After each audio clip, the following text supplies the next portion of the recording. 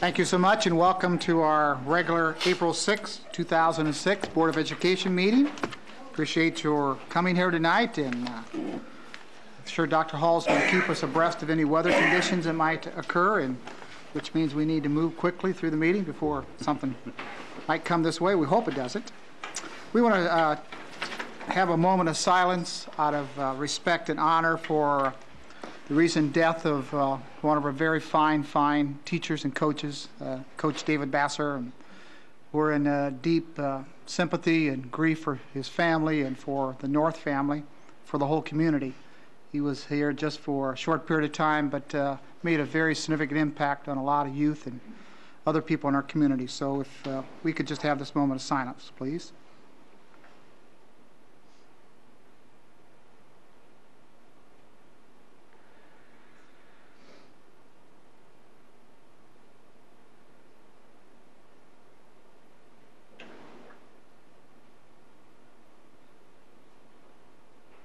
Thank you very much. Ms. Carpenter, would you take the roll call, please? Ms. Ashley? Mr. Churchman? Here. Dr. Drummond? Here. Mr. Gilmore? Here. Mr. Parker? Here. Mr. Poland? Here. Mrs. Wilhelm? Here. Thank you very much. We're going to be led in our Pledge of Allegiance. Dr. Off, if you'd like to introduce these fine students to us, please. Yes, I would. We have with us two Indian Trail students. One is Ryan Myers, 8th grade, and Felicia Thomas, who's a freshman at Indian Trail. They're going to lead us in the pledge, and then I'll tell you a little bit about them, and I think they have some family members to introduce.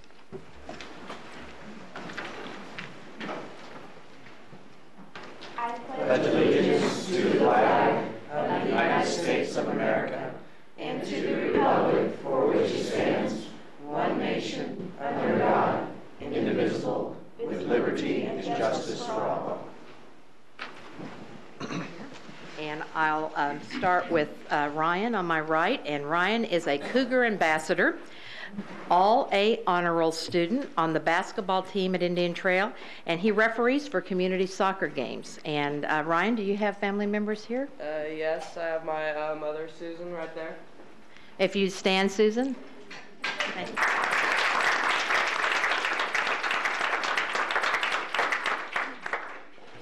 And Felicia, if you can come forward a little bit, Felicia, so they can see you.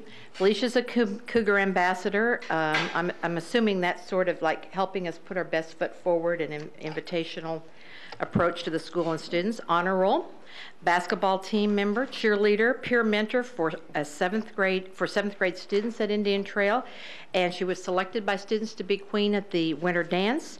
And this is Felicia. And Felicia, do you have any family with you today? I do. I have my loving mother, Aileen Thomas.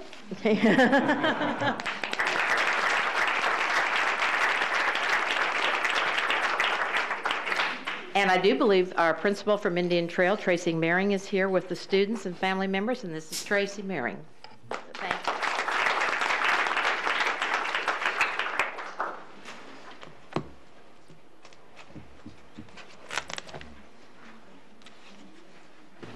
Thank you very much. We appreciate you taking time being here and doing such a good job. Dr. All, would you lead us through an overview of the meeting, please?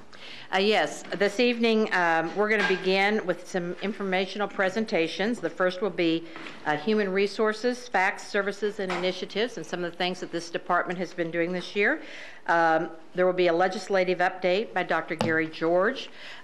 We will have a presentation on our budget development update. Following that, there will be a comfort break at about 6:30 to 6:45. We will also be hosting a senior high art exhibit reception in the building, and so we'll have an opportunity to take a look at that and welcome parents into our facility. Then we will have recognitions and awards.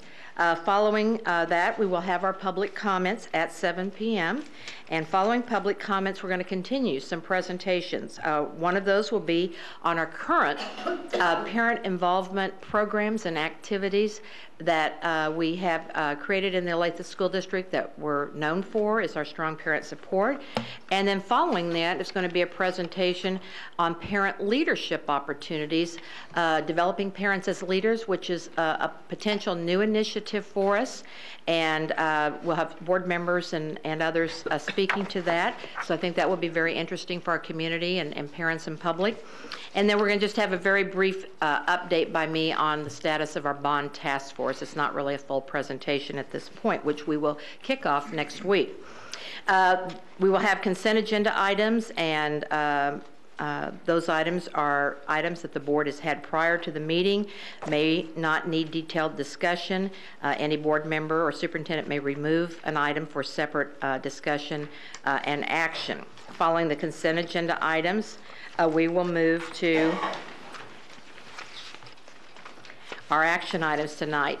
Of interest is a presentation with action on our health, dental, vision insurance rates for 2006-07. We have some very good news here for our employees, as well as an opportunity to further enhance our wellness initiative, which has also contributed to our good rates. And we also have an action item to set a special meeting date in place for in May for the Board of Education initiative on doing a board self-evaluation process. Following the action items, there's a list of written reports that include topics that will require future action. And so the board may want to respond or have staff respond to any of those. And then some additional written reports, again, that are for information only, that the board president will identify as we go through that part of the agenda. We will have an executive session this evening to discuss personnel matters of non-elected personnel to protect the privacy interests of the individuals. And then following that, I will have adjournment. Okay, thank you very much. Appreciate that good overview. I think we'll move right into the agenda, beginning with our Human Resources, Facts, Services, Initiatives. And Dr. Donovan and Dr. Gossi have this report for us. These are a series of reports that staff bring to us to keep us informed and let us know of initiatives and the good work that all of our folks are doing throughout the district. Dr. Letcher, you too. I didn't know you were part of it. So.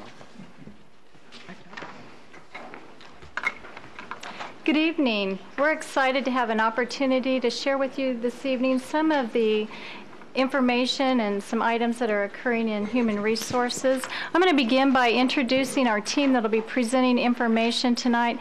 Mark Odell is our Director of Certified Personnel and Services. He is recruiting for us, and he'll be back late this evening. So he will not be with us, but I'll introduce the rest of our team. Lowell Gossi is our Executive Director of Secondary Personnel and Services. Lloyd Letcher is our Director of Classified Personnel and Services. Molly Letcher is our Classified Staff Development Manager. And I'm Kathy Donovan, Executive Director of Elementary Personnel Services. What we want to do in the next few minutes, we want to highlight some HR facts for you, as well as share some information about some of the services we provide, and also share some new initiatives that we've implemented this year or hope to implement in the near future. Right now, we have 3,980 employees in the district. On your screen, you will see it broken down into our certified and classified numbers. We also, for 2005-2006 school year, we've had 717 new employees. And again, on your screen, you'll see that broken down into number of certified and the number of classified employees. Since 2003, we have had 833 new certified teachers alone. Already for the 2006-2007 school year, we've had 97 vacancies. We have 97 that have been posted. Some of those positions have been filled. Some we are currently working on, and we'll have more throughout the spring and summer. To date, we've hired already 78 certified employees for next school year. Some of those individuals have been placed in positions, and some will eventually be placed in the near future. Also, one of the things we are focused on is trying to retain our staff. Right now we have, as you can see, we have 263 employees that have been in the district 25 years or longer, and again you can see that broken down by certified and classified. Recruitment, that's ongoing anymore. All year around we're recruiting. Between September and April, we do about 40 campus recruitment events each year. And in addition to those, we also do ongoing in-district screening interviews. Last year our team conducted 1,868 screening interviews, and we anticipate we will conduct that many, if not more, screening interviews for the school year upcoming. Also, last year we had 2,897 certified applicants, and we have about that many right now.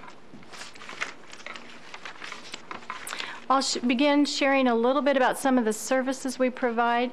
Every new employee in the district, both classified employees and certified, have an individual conference with one of our HR team members to answer their questions, make sure they get the paperwork completed appropriately. And then with certified staff, there's a lot of pieces of information that we have to have.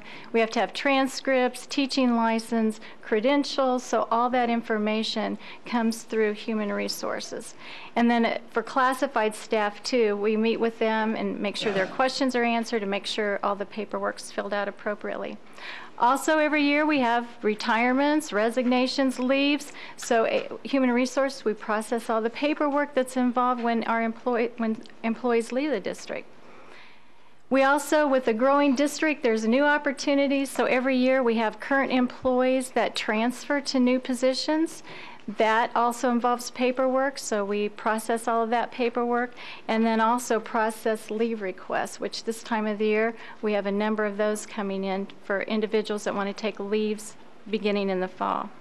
We also are responsible for facilitating and maintaining our employee evaluation system.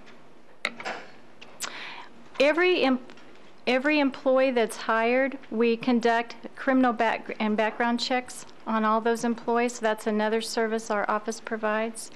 And also, all those employees that are eligible for benefits, we're available. We have a team that's there to answer their questions, make sure they get enrolled in time, and make sure they understand the benefits. So that's a big part of the services that we provide as well. Substitutes. It's our goal to have a quality teacher in every classroom every day. So teachers, our certified staff, they have times when they're ill or have sick children. So we work hard to make sure we have quality substitutes in every classroom. We usually have our pool of substitutes every year is a couple hundred. And then also we process all the work agreements, contracts for all certified, classified employees, and that includes food service, custodial maintenance, all our employees. At this time, Dr. Gossi is going to continue talking about some of the services we provide. Thanks. Just to wrap up that category, we also do staffing plans and procedures this time of year. That's prime. And so we're looking at enrollment numbers, looking at the information that's based by map grids that Rita Lyon and Chris Growler can provide for us, and trying to work with principals to identify those hot spots so we can have adequate staffing in each of the facilities, and times 43 buildings. That's a lot of information to look at this time of year. We also do student teacher and intern placement. Not only does it help them professionally, it's a tremendous recruitment tool for us. And we do quite a bit of work with those folks. We host every year large numbers. We have the fortune of a good reputation in a region, and that brings about 16 universities to our door wanting us to host their interns and placements. So we have agreements with all those folks. This year we were a little down. We're hosting 194 of those in our district. Last year we did 222. And that's combination fall and spring. Now that does not count those that are on a special arrangement with Emporia State University. We have a professional development school, and they have folks that work just at the elementary level that are here all year, and so those numbers don't reflect those totals who are in addition to that. But we have a lot of students that we have the opportunity to work with, and as I said, are able to hire, fortunately, a lot of those that are outstanding because we get a first look at them rather than some other districts. We also have the challenge of monitoring and tracking licensure and highly qualified status, and now those are more myriad than they had been in the past, with the state of Kansas regulations more closely matching highly qualified criteria, but not always. You have some situations where a person can be fully licensed but not highly qualified, and therein lies the challenge, such as new people people that come to our state, people that have a provisional license. Maybe they're working in an area that's actually hard to fill for us, and they're in the progress of completing that endorsement, but until they've finalized it, they don't show up as highly qualified, although, again, they may be a quality person that we know well and they're experienced. But anyway, we need to monitor and track that and keep those statistics. We also work on some employee resolution. With approximately 4,000 employees, not every day goes as you'd like it, and not every employee situation works out as you'd like it. And I'm sure it's no different in places where you work. From time to time, there are issues. And so we do get called in on occasion to deal with some of those more sensitive issues. Sometimes it's just for an objective view, and sometimes it truly is to help brainstorm and problem solve. And then the last under the category of services is we also coordinate activities. We try to, in our office, coordinate through several satellite operations, because in effect we really have an HR operation also taking place at Food Production Center. They hire the staff both for their facility as well as out to serve in the buildings and to mobilize that operation every day to get food and product out and back. We also have a similar operation at the service center. In Mr. Houghton's areas over there, both custodial and maintenance, they employ those individuals, they supervise and evaluate those. But we want to make sure that those procedures are common, that we're using common forms, common processes, and so in that regard, we've tried to provide a little more opportunity for us to meet regularly this year, and through Dr. Letcher's coordination of that, to standardize that process as best we can. Now, in all our spare time, aside from those initiatives, we do try to, or those services, we try to do a few initiatives that continue to grow. And so we've listed next for you a few of those. We are trying to work on developing a grow our own program. We've taken some cues from Wichita and Kansas City, Kansas that have had this in place for a little while. And it's an opportunity not only for us to reach out to Olathe students, in particular high school seniors, who may want to return to us and teach, but we may have folks in our district that didn't begin maybe in education, but after working here, perhaps as a para, aide, secretarial staff, that might want to pursue and go back to school and become an educator. And so we'd like to look at better ways to encourage that, and maybe try to seek to fill some of our hardest to fill areas, or seek perhaps to fill some of those needs that we might have in wanting to offer a more diverse staff through some of those means. Wichita program in particular has hired 84 teachers from their own district staff internally that have come through those ranks. So we're wanting to build the state-of-the-art model, however. We don't like to copy. We want to make it the Olathe way, but we'd like to not start from scratch. So we're going to research. We have met with both of those districts, and we'll be coming back to you very soon with a plan to look at that we think will be the one to which others would aspire. We also are looking at a consortium approach to look at whether we can provide benefit services, in particular as it relates to retirement options for our employees under Section 403B or 457, maybe in a more competitive way, a way that might result in some cost savings for our employees, perhaps in terms of services and fees. We're looking at maybe a way to better provide education to our employees, and we're wondering if there might be some advantages to looking at, within the county anyway, other districts that offer the same options to their employees with many of the same vendors, but maybe consolidating that process a little bit to be more efficient and gain some advantages. So it's just under initial study, but we want to explore the concept. We'd seen something similar at a conference in the San Diego area that their county schools do. We've also looked at revising our classified and support evaluation instrument. Dr. All has given us a challenge to have a new one in place by this August. Ours has been around for quite some time, and we need some revision there. And so, again, Dr. Letcher is going to lead that effort for us. We have a timeline. We have a study committee to begin to look at other examples out there and decide what would be those that best fit ours. And what we want to be able to show is a match between our guiding principles, our district initiatives, and then the specifics of an employee's job. And if we're hiring people to meet those things, then the evaluation tool ought to match all those things. So we're going to try and work on that. We've also tried to step up our classified staff recruiting trips. Just within the last week, we went to Johnson County Community College for an entry-level career fair that they had there. Also trying to work on a classified screening team to look at the instruments we use to identify quality staff in that area, similar to what we do with certified staff. And then a staff newsletter, which we know we had last month when we thought we were going to present. We had it in your packet, so we hope you've saved that and in all your spare time can add that to what you read. Next on initiatives, just a few more. We're also looking at new developments for applicant tracking. The system that we have certainly maintains a lot of data, and we can get the data out of there. However, it isn't always in a time or a manner or a format that we would like. We'd like to look at something possibly that's web-based, that's more accessible from anywhere for us to list and sort and do all those things that we want to do with applicants to get them out to principals quicker, to turn around the hiring process, and sometimes to provide data that you'd like to see or we'd like to know about where applicants are coming from. Maybe make it user-friendly a little more so the applicant can go online and check themselves to find out, did we receive information? Eliminate some phone calls maybe in that regard. There are products that do that now, so we are trying to investigate, and we've looked at examples of 2 of those already. We're trying to work on a division scorecard process along with many other divisions. We have each of our many areas, substitute services, benefits, classified employment, developing our own spreadsheet now, trying to maintain some data that's important to us to monitor trends and activities. And then finally, we're trying to meet with some other benchmark organizations that are Baldrige winners or of that caliber. We've met with St. Luke's HR staff. We've had an opportunity to exchange some information through Dr. George with Jenks, Oklahoma, which is a Baldrige winner recently, and District 15 up in the Chicago area, which is as well.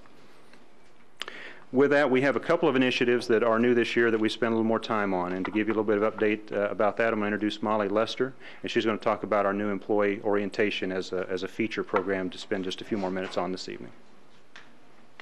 Thank you, Dr. Dosey. As you know, one of the objectives for Human Resources, and I think the district, is to really bridge the gap between certified and classified staff. One of the ways I've been able to be very involved with that is with the creation and implementation of the new employee orientation. We started that in October of this year. We've had about 8 sessions run this so far. 250 have attended. We have made it mandatory for all employees, and Dr. All has been very supportive of that. Anybody who was hired after September 1st is required to attend, and about 75% of those who have been hired since then have attended. About 25% of those I can't even speak. The 25% is scheduled to come in the next 2 sessions. Excuse me, we have 2 more sessions coming up for this year. So I'm hoping to get 100%. I don't know. Next year it'll get better. As you can see, some of the topics that we covered: district history. Dr. George comes in and he discusses strategic plan. He asks the employees to look at their position and see how it relates to the strategic directions and goals. Dr. All comes in and she says hello, welcomes them to the district. She's been to every session but one. She couldn't make 2. And Rita even got to come into the last one and say hello. So that was nice, and I tell you, that impresses the employees beyond belief. They feel very valued that Dr. All and Dr. George take time out of their day to come down. So that's been a great asset, and I thank you for that. Some of the other things: customer service, we focus very heavily on, sexual harassment training, code of ethics, and we do some staff development. With the creation of my position, I've been able to offer more opportunities for staff development and more advertising of those opportunities. And Dr. Letcher is going to cover some of the things that we've done this year and some of the things we're looking at doing in the future. Thank you, Molly. Final chart. As Molly indicated, we've had the new employee orientation, and that's some training that we've done for classified. And what you see on the left-hand side of your chart there is additional training that we're going to be doing in 2005, 2006. And on the right-hand side of the chart is future training that we'll be doing for our classified employees. Now, I'm not going to hit each one of these, but I'm going to highlight the training that I think is really key. You see there on the left-hand side is leadership. So we're providing leadership for our classified employees. You see customer service training. Again, key training that we're providing to our classified employees. Key groups that we're training in our classified employees: our secretaries and our paras. It takes a team, not just certified teachers, to provide that excellent education to our students, but also our classified staff. And among our classified staff, key people, secretaries and paras. If you look at the future training that we're going to provide, again, hitting another key group in those supervisors. Future training that we're going to provide, also going to continue with customer service training for our classified employees. And what we're going to do as an initiative is look at what training, the classified training that we're doing, that we can deliver online. So that is an initiative that we'll be looking at in the future in the classified area. But I think, again, with the initiatives that Dr. Gossi mentioned in terms of the recruiting that we're doing, the screening that we're doing, the revamping of the classified evaluation, along with the new employee orientation that we've initiated, and this training that we're doing, that we're really making strides in improving the quality of our classified staff. That concludes our presentation. Are there any questions? Great job. Thank you so much for all that you do for us and the highly professional way that you go about it. Any comments or questions? Only comment I would have, great presentation, and compliment you on considering a consortium for benefits. I think that that has the potential to show great returns for the employees and for the district. Hope so. Thank you. Yeah. Thank you. One question too, and that is an evaluation tool or an instrument and that may not be created at this point because these sound like new initiatives and programs that you're bringing on board, but what would future plans be for evaluating the initiatives that are taking place? In terms of the, specifically the classified evaluate, yes. Changing that? Yes. Well, what we've done is we've formed a development committee. We've formed that, and our next step is to collect information on the instruments that exist. We're not planning on reinventing the wheel. There's some excellent tools out there. Right. So we're collecting information on those. We're going to evaluate those. One of the things that we learned by visiting St. Luke's is they've made an excellent alignment of their evaluation instrument with their strategic goals, strategic direction. So that's something that we want to make sure that we do. So our next step, again, will be to collect information on the instruments that are out there. We'll evaluate those. We'll develop a tool. We will then bring in focus groups to help us tweak that, and then eventually we'll have a complete product and roll it out. But that would be the plan. Thank you. By Dr. All's milestone. By her target date. I don't know whether my name's being used in vain or whatever tonight. Only for good purposes. Yeah. We have a good team here, and they're really trying to meet the expectations of high expectations they hold for themselves as individuals, as well as the high expectations they know the board and this community expect, because who we put in the classroom is so critical and so valued. And so they've really worked really well together, and all the things we've had to address this year, we're moving initiatives forward while they're also working as hard and fast as they can to do the day-to-day operations to deal with this huge district. So I appreciate them. And it truly looks like a team effort because of addressing that certified and classified needs and moving forward with providing leadership in all of those areas. So absolutely. You need to be commended for recognizing that and taking the steps to make that happen. Thank you. Mr. Parker? Thank you, Dr. Drummond. I compliment the staff also in regards to this report and all of the initiatives that are being accomplished here, because the board set out the strategic direction, quality people, which is our number one strategic direction, and under that we have recruit, develop, and retain highly qualified staff. So to that end, this certainly answers the board's vision and the board's strategic direction. We can put that out there, but we need staff to respond to that with initiatives and with programs that help us reach that goal, that strategy. And one of the goals we have is develop and retain. And I noticed in the summary, the rationale for inclusion, the sentence said retention rates of certified staff are currently higher than the school districts in our benchmarking group. So a follow-up on this and some later information for the board would be what schools are in the benchmarking group, apparently we are doing better than they are, and it's good to know the outcomes and how much better are we doing, and how's it measured, and do we have any comparative data with the other school districts?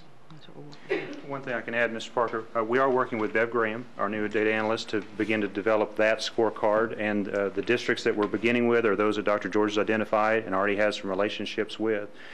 To look at those benchmarking districts. One thing that we're looking at that so far we haven't found that other districts are doing, but we may ask the question and then they can join us. We'd like to know not only when you report retention data, a lot of times it's for 1 year at a time. We'd like to know 1 year after we hire somebody, are they still with us? Are they still with us 3 years later? Are they still with us 5 years later? And are there benchmark times in there that we can start to see the curve fall off? So far, we're not finding those answers when we ask the question, but maybe it'll be a common thing that we can all use. So, but the data that you have currently, you could get that to the board? Yes. Okay, thank you. Any other comments or questions? Again, great report. Thanks for all the wonderful work you do. Appreciate it. Thank you. Dr. George, legislative update.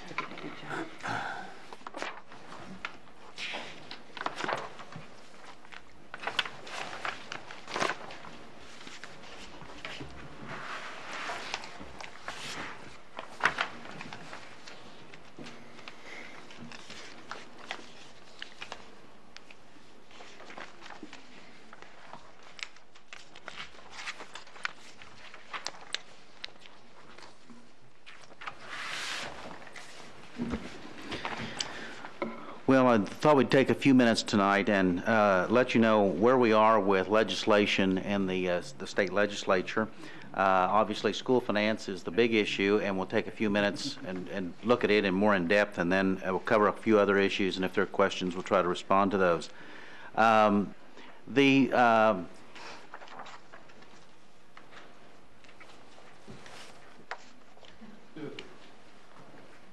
we go. The House adopted a school finance plan by a vote of 64 to 61 on March 23rd and 24th. That was the 8-hour session that went till 4 in the morning. And the 64 votes, it takes 63 to get something out of the House.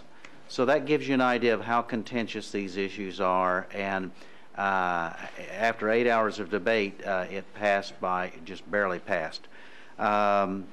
And so a House plan existed, and that was on the 23rd, 24th. Remember that the legislature was planning to have first adjournment on the 31st of March. So the House got a bill out near the end of March, and then the Senate considered 3 bills on the 30th of March, a day before adjournment. And they had 3 bills that were up, and they started, and they had 6 hours of debate that was very convoluted, and there were a lot of amendments and so forth. They started off with Senator Shortdorf introducing a bill, and she had barely got into it when there was a motion to have an amendment, and it went like that most of the day and into the evening. But the Senate considered the House passed plan, and it didn't make it. They considered their own plan that was developed by the Senate Education Committee, and it had come out of committee on a 6-5 vote, which was not really a ringing endorsement, but it come out for consideration, and it was not successful. And then there was consideration of Senate Bill 501, which was developed by Senator Barnett, and it was not successful. And so we had 3 plans, 6 hours of debate, many amendments. In fact, it got so convoluted on the Senate floor that they had to take a, I think they called it stand at ease, but basically they took a little bit of a recess while the parliamentarians tried to sort out all of the motions and steps that were being taken and look at the rules that the Senate operates by to figure out what was going to happen. And finally, at the end of the day, none of the bills had passed. And then on Friday the 31st, there was a motion to send the Senate Bill 584 back to the Senate Education Committee for further work. And so that is where we are. We have no bill out of the Senate yet. We do have a bill out of the House that has barely passed, and the legislature has recessed until April 26th. When they come back for the veto session. And by that time, the state should have a better idea about its resources, revenues, projected expenses, The consensus estimating group will probably meet, and they'll have a little better feel for what the future state economy looks like. Now, other veto sessions, you might think, well, they'll spend that 2 or 3 or 5 days, whatever, on school finance, but there'll be other things that'll be coming up. Probably gambling. Eminent domain hasn't been finalized yet, and there are a number of tax cuts that have been proposed and passed through the House, and they're in the Senate Assessment and Taxation Committee, and they're being held there. And it's my understanding that they're being held for several reasons. In some cases, there's some controversy, and the other part of that is there's some concern about should we have tax cuts before we figured out what we're going to do with school finance? Should the revenue be given away before we nail down what's going to be done with school finance and figure out where we are with the Supreme Court? So I don't know how that's going to sort itself out. But the next steps that we can begin to anticipate is that once the Senate passes a bill, then a conference committee will be appointed, and they'll meet and attempt to resolve the differences. And once they get a bill that both the Senate can agree to and the House can agree to, they'll adopt the same bill, and that'll go to the governor. And then it'll also go over to the Supreme Court, because the Supreme Court has retained jurisdiction in the case, and we'll see what happens there. All of this is going to be time-consuming. It does have an impact on negotiations and contracts and all of those kinds of things, and hopefully something can be worked out before and we don't have to go into a special session, but we'll see what happens. Some other bills, these tax bills I mentioned, one is the machinery and equipment bill, and it's actually contained in 2 separate bills. And then there's also talk about reducing franchise taxes and estate taxes, and there are a number of other minor bills that don't involve a whole lot of money, but these bills I've listed here contain most of the money. And this is what it would look like in the respective years, fiscal 07 down through fiscal 011. A 5-year total of about $651,671,000 on the table if they were to all be approved as currently written, and that may not happen. Other bills that have been sent to the governor and in some cases acted on, Senate Bill 418, the concealed carry, and the legislature overrode her veto. And that, but it's the concealed carry. There are provisions in there to keep guns out of schools and athletic events. Those are not permissible places to take a weapon. Senate Bill 139, it creates a Kansas Academy of Math and Science, and that could be residential or it could be online, and that's a decision that the Board of Regents will make, and that would be for high school students to have a intensified focus on math and science at some place or online here in the state of Kansas. Senate Bill substitute for Senate Bill 264 are some broader options for the investment of idle funds, and that creates some additional options there for school districts and cities and counties. 270 is working after retirement, Capers retirement. They did raise the cap from $15,000 to $20,000, but there's some other pieces to that legislation that may be problematic for some school districts if you want to hire a person who's retired in another district and have them come to you and work for you. And if we do that, we will have the opportunity to pay both the employer and the employee side of the capers in an actuarially sound way, and that will increase those costs. There's also a provision in here to allow local school districts to adjust any local retirement plans they have to mirror the federal Social Security retirement age. It used to be 65, but for a number of baby boomers, it gradually floats up to age 67, and this is reflective. This law will reflect that. There's a bill to increase the purchasing authority of superintendents, a bill that involves safety on school buses with strobe lights. And then there's a bill to allow gifted students in grades 9 through 12 to be concurrently enrolled in high school and college. Currently, the law was 11 and 12, and now they've expanded that in this particular piece of legislation. And that's where we are with the issue of legislation. There are a number of other bills, a number of other things have been addressed, but the ones that might have an impact on us are the ones that we've discussed.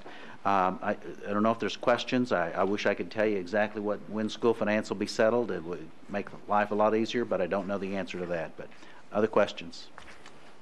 Other questions or comments? Okay. Thank you very much. Thank you. Appreciate it. We're going to move around in the agenda just a little bit here. Let's move to item D, parent involvement. Dr. Banikowski and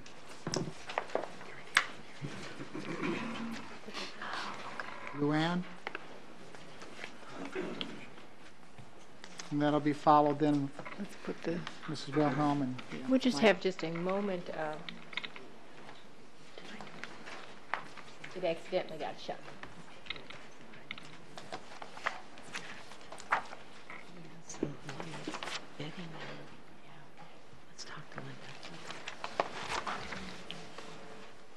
Thank you.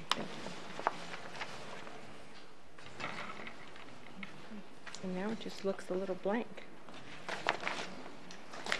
Is somebody going to run this?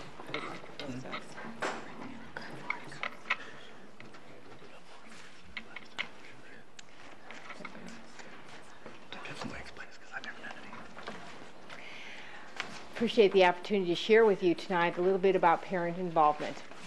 And as you can see from the first screen, certainly parents are essential partners and links to learning. And that's what we'd like to present for you just briefly here this evening. As you know from our community conversation, which we've had this handout before, so we didn't reproduce it again, but as we talked with parents, with students, with staff members, with principals, we talked about one question being enhancing parent and community involvement. And while we had many ideas that might advance our parent involvement, we had mostly conversations about the many things that we're already doing to involve parents in their child's education.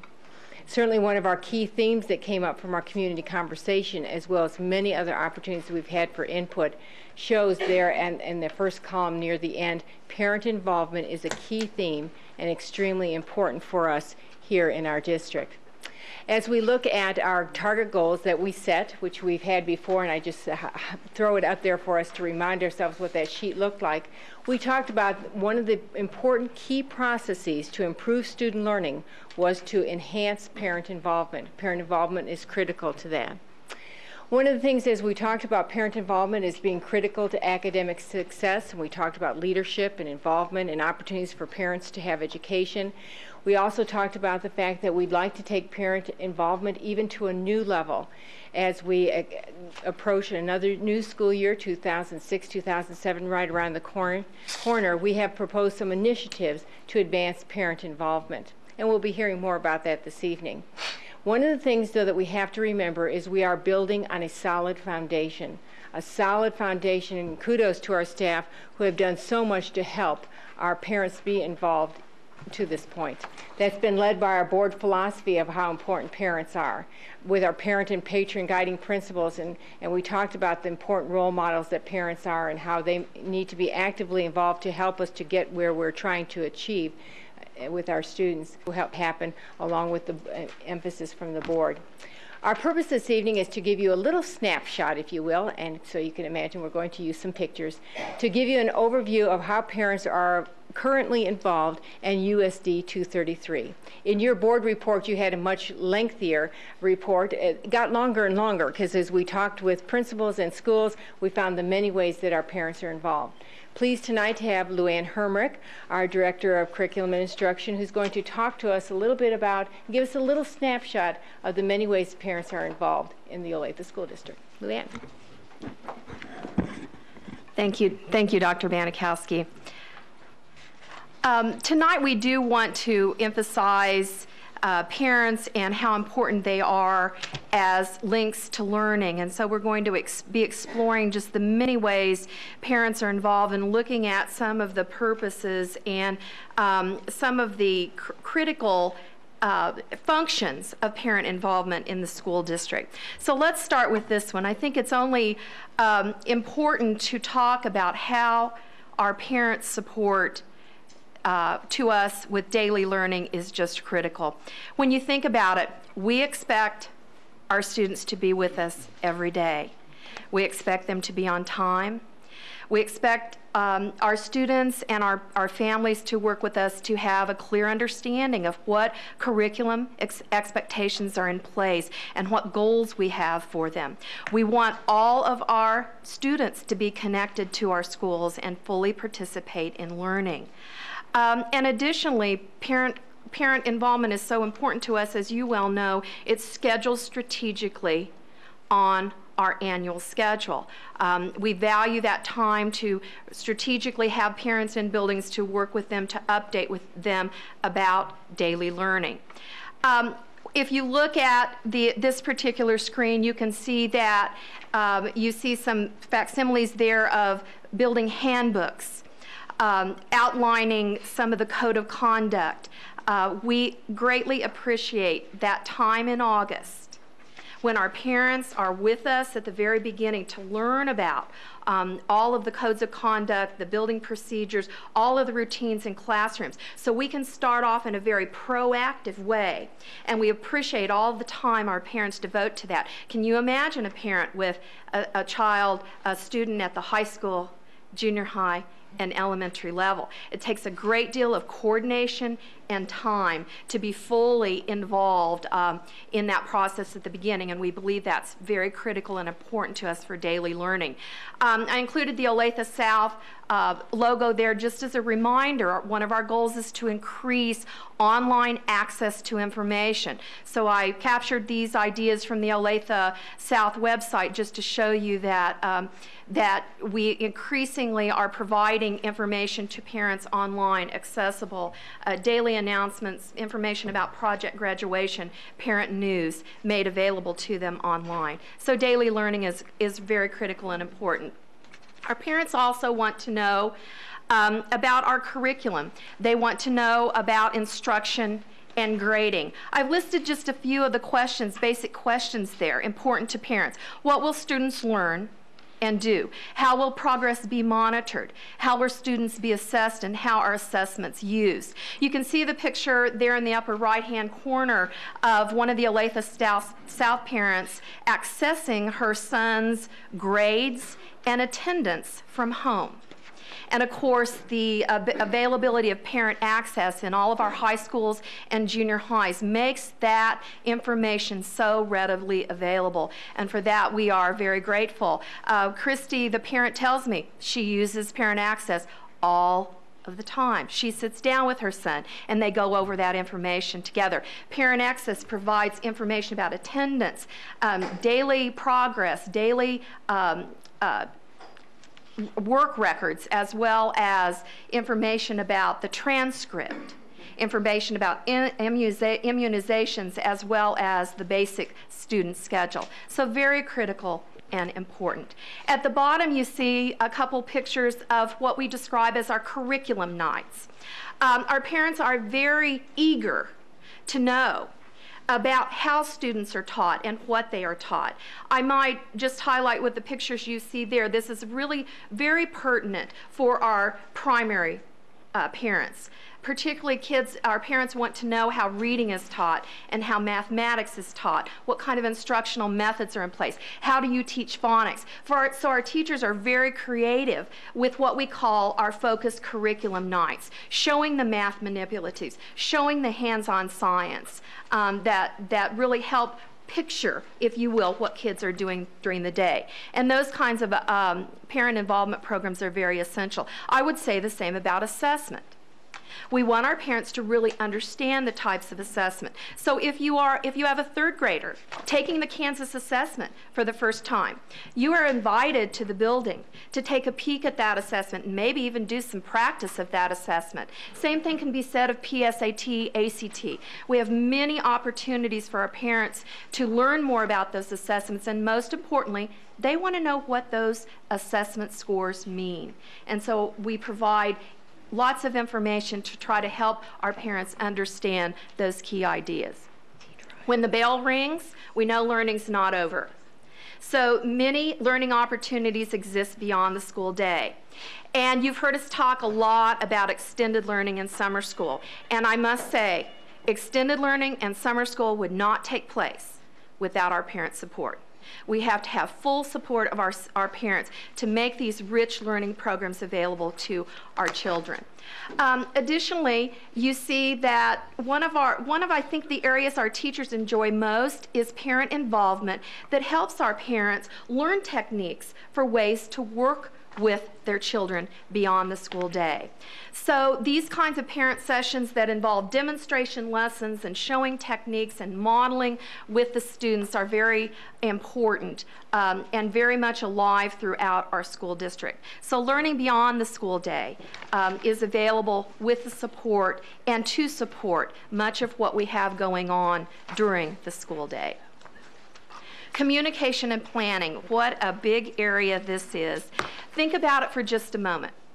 The more choices we offer for students, the more we need to plan and communicate with parents. And I would say that about our secondary program. Our secondary program is rich with opportunities for students that our parents need to understand in proactive ways. So it certainly is not unusual for our parents to be invited into the schools to learn about 21st century programs, to learn about what it's like to be involved in the advanced placement coursework. We've had some very successful parent meetings where we bring in advanced placement students and other 21st century students involved in programs, so parents can actually hear from other students those kinds of testimonials about the impact that it's had on learning. So we feel that that really helps our parents have a rich understanding of what students will be involved in. Our 6-year planner is very crucial, starts at 8th grade, involves this kind of proactive look at careers and coursework. I wish I would have had that particular opportunity along the way, although I feel like I did select the best career. But again, our students now have so many opportunities, and as early as 8th grade, they're beginning to explore these options and plan effectively. And of course, our parents have to be involved in that process. If you look on that slide, you also see 2 bottom ideas that I couldn't omit. The idea of communication and planning, where individual IEP planning takes place with our special ed students. We know our parents are critically involved in that, as well as monthly special education meetings that are now planned for our parents. And then, of course, those lovely little ladies on the side of the slide need to fully participate in all of our opportunities too. So it just reminds us that we have many, many languages now in our district. So we must be prepared to communicate with parents in a variety of different languages, to have interpreters available at all of our parent conferences. Because remember, we suggested we want all of our families and all of our students to be fully linked to our schools. So it takes a good deal of planning. And just think about this next idea. How many hours have you perhaps been in a seat in a stadium watching a son or a daughter perform at an athletic event, or perhaps watching a fine arts concert or attending a learning fair? I think we're going to get to experience that just in a moment as we get a chance to look at some secondary art. How important it is for these kinds of competitions, and I think we gain a greater sense of how our parents involved. We have engineers participating at Olathe Northwest, our parents who are engineers, participating in Sue Ripley's robotics program. We have parents driving to Crown Center to watch a musical performance. And how excited must that parent of the young lady signing with a basketball letter of intent to attend University of Kansas, how proud she must be of that wonderful accomplishment. And then I must ask the audience, how many of you played a music instrument? Let's see the hands. Okay, look at the hands of the musical instruments. And that top photograph reminds me of all the home practice. And sometimes that is very challenging to listen to all of the home practice and help support that, because at the beginning it may not be so beautiful, but again, very important. Moving right along, we do know that there are specific student needs. And as we grow with different concepts and ideas and our students are faced with decisions, let me just give you a quick example of this one. Indian Trail, Santa Fe Trail, Prairie Trail, lots of recent emphasis in the building on online safety for children. And I feel our parents, as well as our counselors and teachers, are constantly looking for those topics and speakers that will help provide useful information. So again, another important area. What would we do without volunteers in our schools? Our volunteers help students support learning. They tutor. They sponsor clubs. Our parents are sponsoring clubs. They chaperone. They contribute to so many school activities. And most importantly, as you see in that last photograph on the right there, anytime there's a job to be done, we know that parents will pitch in and help out. And so we are so grateful and appreciative of that. And then last but not least, certainly we know parents are instrumental in school leadership, school and district leadership. You can see the list of just the task force and committees and site council experiences that I was able to put on this particular slide. One of the ways we learn about what parents want is to ask for their feedback, to encourage their questions, and to really invite them to be collaborative in the process. So very much school and district leadership is also an important way that parents are contributing in our schools. So Dr. Banikowski, what's the impact? Well, the impact certainly of parent involvement, I think it says so nicely in this next quote, where it says the level of parental involvement in a child's education predicts student success. We have to recognize the many benefits of parent involvement in their child's education and build on our solid foundation of parent involvement that you saw in that very long list that we provided in your board report and that Luann highlighted here this evening, and to build upon that because we know it makes such a difference for student learning. And while we have a solid foundation, we do want to increase that involvement, enhance that involvement through many activities that we have proposed. This last slide just gives you just a pictorial overview of the many ways that parents are involved in helping their child to be successful. From the very beginning, and that very little student in the my upper left-hand corner is certainly not quite ready for school, as you can see, recently born. But we know that that kind of involvement from the very beginning makes a huge difference for child success, but throughout a child's career. And I think we have to celebrate and give kudos to the many parent involvement activities that we have in our district, where we have parents involved, where we have providing parent education and providing opportunities for parent leadership. And of course, being a district that believes in continuous improvement, we can take it to another level. With that, we would stand for any questions. I have a question for you. First off, as I read through the parent involvement literature that you gave us, I was just overwhelmed with the amount of opportunities our parents have. And we're going to hear more about parental leadership here tonight. We know that it all begins at home, and it was just amazing.